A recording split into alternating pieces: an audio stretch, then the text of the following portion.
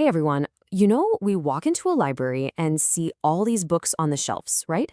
But have you ever stopped to think about the books that didn't make the cut? What's that secret process that decides what gets in and what gets left out? Well, today we're going to pull back the curtain on exactly that. We've got our hands on a real compliance report for a best-selling children's fantasy novel, and it tells a fascinating story. So how does a book that millions of people love end up getting rejected by a school? I mean, you'd think a bestseller would be an automatic yes, a total shoo-in for any library, right?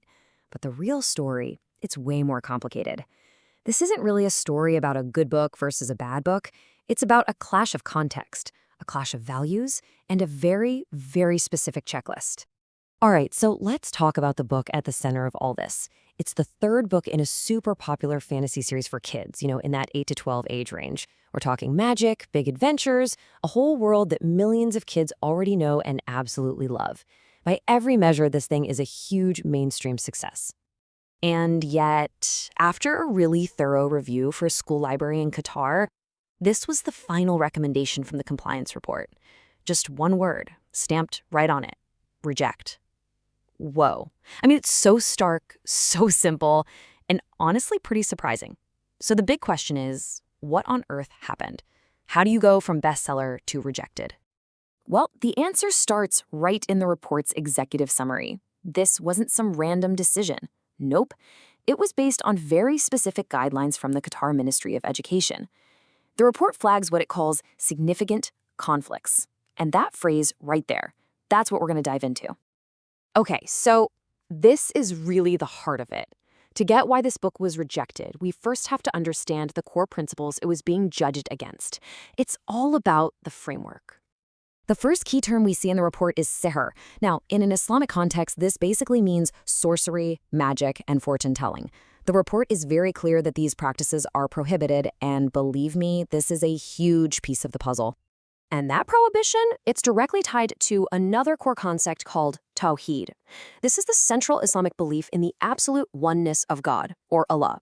The idea is that your reliance should be on God and God alone. So you can probably see where this is going. Engaging with other supernatural forces, like magic, can be seen as a direct conflict with that fundamental belief. Okay, and here's where it all clicks into place. The report literally maps the world of the book right onto those principles. The magic system that's everywhere in the story?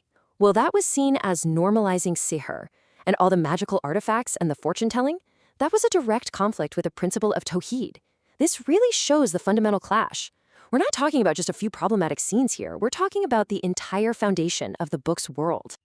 But that major religious conflict wasn't the only thing they looked at. The committee did a full-blown assessment across a bunch of different categories. So let's take a look at how all these other pieces fit together to build the complete picture. This summary table from the report gives us a really powerful at-a-glance look. Right at the top, you see religious content flagged as non-compliant with high severity. That's the big one. But look at the other categories. You've got some that are fully compliant, others that are just partially compliant. This really shows you just how granular and detailed this whole review process was. So, yeah, while that one category was clearly a deal breaker, the whole analysis was actually pretty nuanced. I mean, the book passed with flying colors in areas like language and substance content, and in other areas, it only raised some pretty minor flags. So let's dig into one of those secondary concerns, violence and intensity. The report called this a moderate conflict. And it's important to know this wasn't about blood and gore or anything like that. It was more about the intensity of the themes. You've got magical battles, a huge supernatural war, character death, grief, even some references to torture, though they weren't graphic. The real concern here was, hey, is this maybe a bit too intense for the younger kids in that 8 to 10-year-old bracket? And then you have the political themes, which were flagged as just a low conflict. The story's pretty clever. It uses magic to talk about real-world issues. It's an allegory for things like racism and classism.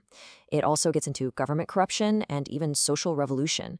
The report basically noted that, these complex symbolic messages might not be the right fit for the intended educational setting. Now, it'd be really easy to think the committee was just on a mission to find problems, right? But the report was actually surprisingly balanced. They went out of their way to point out the book's good qualities, too.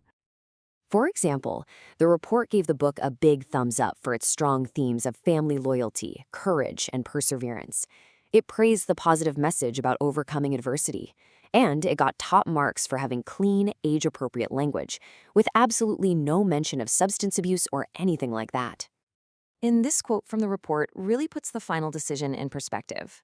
It says that even with all those great things, the positive elements just don't outweigh the fundamental conflict. So, yes, the committee saw the good stuff, they acknowledged it, but when they weighed everything on the scales, those positives just weren't heavy enough to overcome what they saw as a core, high-severity conflict with the values they had to uphold. All right, so after all that, what's the big takeaway here? Let's zoom out a bit from this one book and think about the bigger picture, about how the stories and information we get are actually chosen for us. When you boil it all down, the rejection really comes down to this one powerful idea. The problem wasn't just a character or a single scene or a line of dialogue. No, it was the entire world.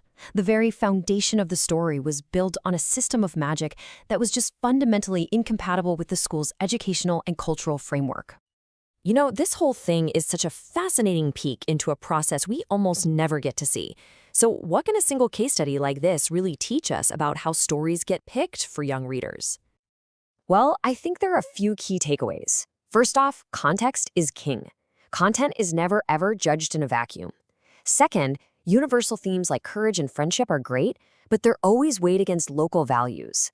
Third, the fantasy genre itself, with all its magic and alternate realities, can pose some really unique challenges for certain educational frameworks. And finally, what we've seen here is just a rare and valuable window into the super detailed process of cultural and religious curation in education. And all of this leaves us with one last big question to think about. And this goes way beyond just one book in one school. It's about a tension that exists pretty much everywhere. Where do you draw the line between protecting a community's core values and exploring the limitless worlds that come from our imagination? Something to think about.